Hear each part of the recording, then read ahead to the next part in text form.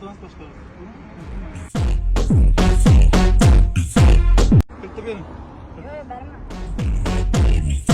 Yo'q, berma.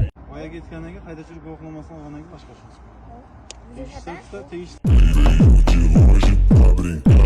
Bitta ma'muriy bayonnoma tuziladi. Chaqir.